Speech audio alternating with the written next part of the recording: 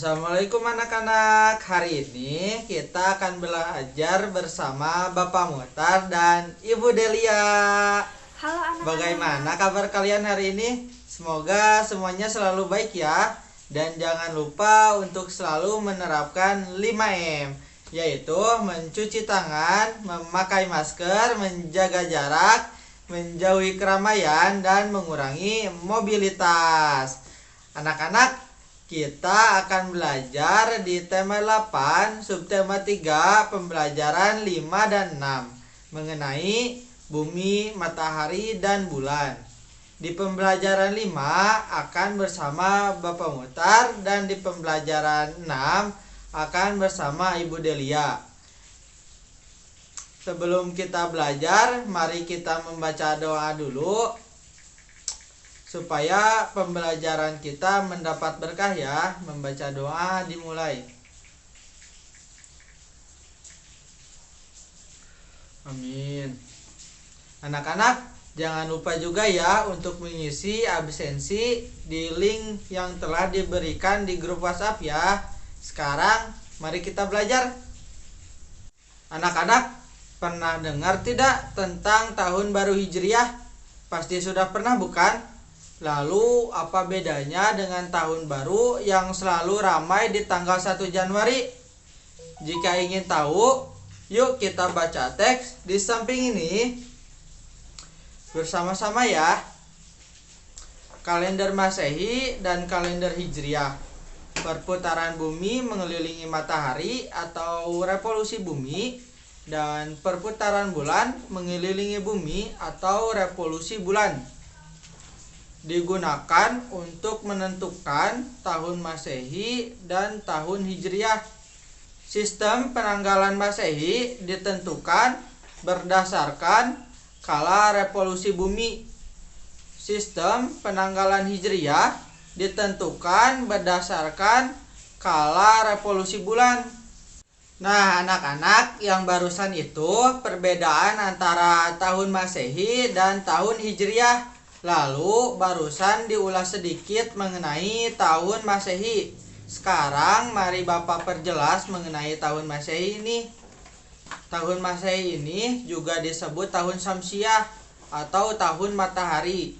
Tahun Masehi ditentukan berdasarkan kala revolusi bumi atau waktu yang diperlukan bumi untuk sekali mengelilingi matahari.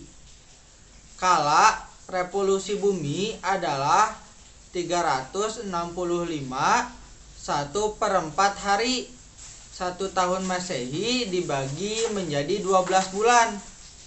Nah, yang kita tahu kan, sudah tahu bulan-bulan di bulan Masehi yang 12. Lalu siapa dan kapan sih penetapan tahun Masehi ini? Tahun Masehi ini pertama kali ditetapkan oleh Julius Caesar dari Romawi pada tahun 47. Julius Caesar menetapkan jumlah hari dalam 1 tahun adalah 365 hari. Tapi berdasarkan kala revolusi bumi, 1 tahun adalah 365 1/4 hari. Sisa 1/4 dari setiap tahun dikumpulkan sehingga setelah 4 tahun akan terkumpul menjadi 1 hari. Jadi setiap 4 tahun sekali jumlah hari dalam 1 tahun adalah 366 hari dan disebut dengan tahun Kabisat. Tahun Kabisat. Lalu apa ya tahun Kabisat itu? Tahun Kabisat adalah tahun bilangan habis dibagi 4. Misalnya tahun 2000, 2004, dan 2008. Berdasarkan perhitungan yang lebih teliti, kala revolusi bumi adalah selama 365 hari, 5 jam 48 menit. Anak-anak, kalian mau tahu tidak pembagian hari dalam bulan Masehi selama 1 tahun ini? Bisa dilihat di samping sini. Jadi bulan pertama yaitu bulan Januari selama 31 hari Februari 28 atau 29 pada tahun kabisat. Maret 31 hari, bulan April 30 hari, bulan Mei 31 hari, bulan Juni 30 hari, bulan Juli 31 hari, bulan Agustus 31 hari, September 30 hari, Oktober 31 hari, November 30 hari, dan yang terakhir yaitu bulan Desember 31 hari. Nah, anak-anak, barusan kita sudah mendalami mengenai tahun Masehi. Sekarang mari kita dalami mengenai tahun Hijriah dengan membaca teks di samping ini.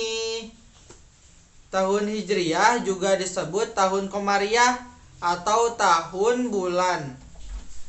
Tahun Hijriah ditentukan berdasarkan kala revolusi bulan, waktu yang diperlukan bulan untuk sekali mengelilingi bumi.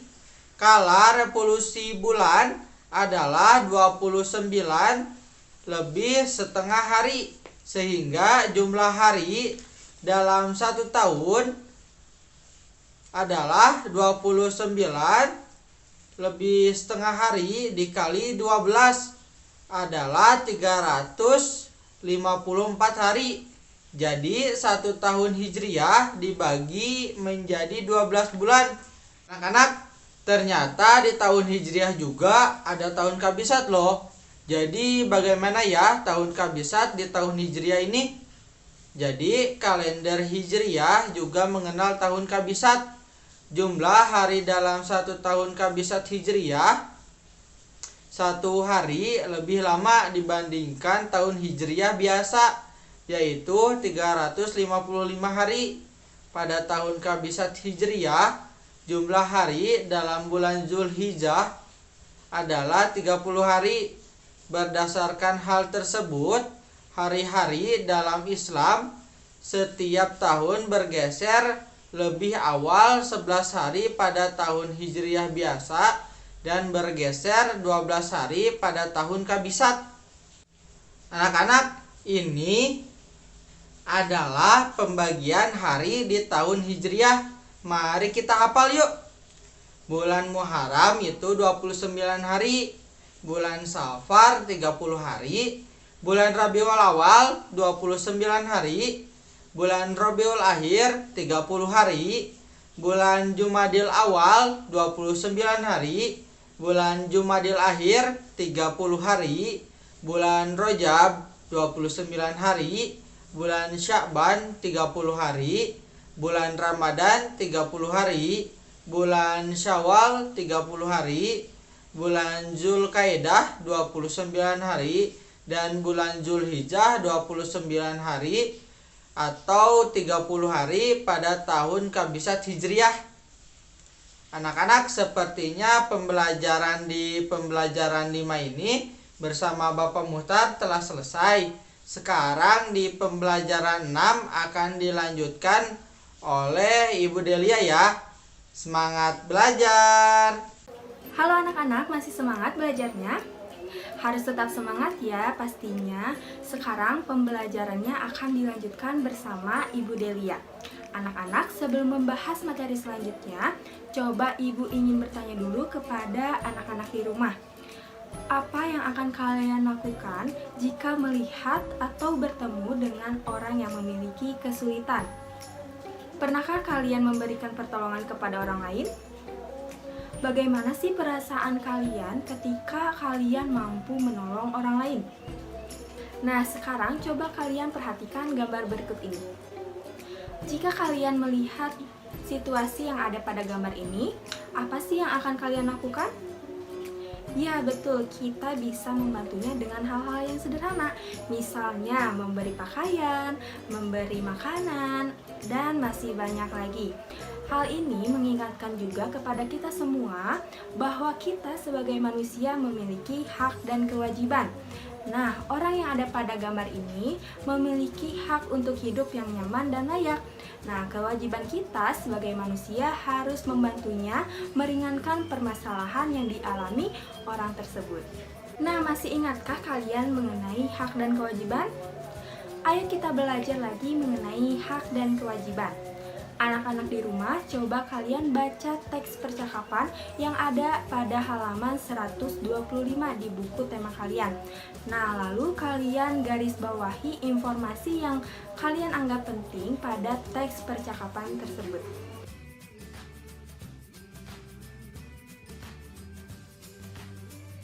Nah, anak-anak, dari teks percakapan yang telah kalian baca tadi, bisa kita pahami bahwa itu merupakan salah satu contoh hal yang dapat kita lakukan untuk terlibat dalam kegiatan masyarakat, yaitu dengan ikut membantu kegiatan Posyandu untuk memberikan pelayanan kesehatan sehingga anak-anak yang ada di lingkungan masyarakat mendapatkan haknya untuk hidup sehat. Nah, sekarang coba kalian perhatikan poster berikut ini. Nah, di dalam poster ini menginformasikan mengenai hak anak yang masih sering diabaikan. Nah, dalam poster ini menyebutkan terdapat 9 hak anak yang masih terabaikan, yaitu hak untuk mendapatkan makanan, hak untuk mendapatkan kesehatan, hak untuk mendapatkan pendidikan, hak untuk mendapatkan bermain, hak untuk mendapatkan rekreasi, hak untuk mendapatkan perlindungan, hak untuk mendapatkan kesamaan, hak untuk mendapatkan nama dan identitas, dan yang terakhir ada hak untuk menyatakan dan didengar pendapatnya. Anak-anak selain membantu kegiatan Posyandu di masyarakat, terdapat contoh lainnya untuk membantu orang lain, seperti membuat kegiatan donasi buku cerita. Nah, yang nantinya hasil dari donasi buku cerita ini bisa kita salurkan atau kita sumbangkan kepada orang yang membutuhkan. Nah, di sini misalnya ibu akan melaksanakan kegiatan donasi tersebut dengan membentuk sebuah tim atau kelompok bersama teman ibu. Nah, namun sebelumnya coba kita tentukan terlebih dahulu hak dan kewajiban setiap anggota kelompok ibu. Nah, mari kita lihat tabel berikut ini. Anak-anak, setelah kita mengetahui hak dan kewajiban setiap anggota kelompoknya, di sini ibu akan melanjutkan membuat rencana kegiatan.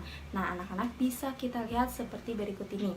Nah, di sini tempat kegiatannya misalnya akan dilaksanakan di SDN 057 Bina Harapan. Lalu jadwal kegiatannya akan dilaksanakan pada hari Sabtu, misalnya tanggal 27 Maret tahun 2021 pada pukul 9.30 sampai selesai. Lalu kegiatan apa saja yang akan dilakukan? Nah, misalnya membuat brosur, menyebarkan brosur, lalu pelaksanaan acara, inventaris bantuan buku yang sudah terkumpul, lalu membuat laporan kegiatan. Nah, misalnya dana yang diperlukannya berapa? Misalnya Rp300.000. Lalu ada barang atau alat yang diperlukan.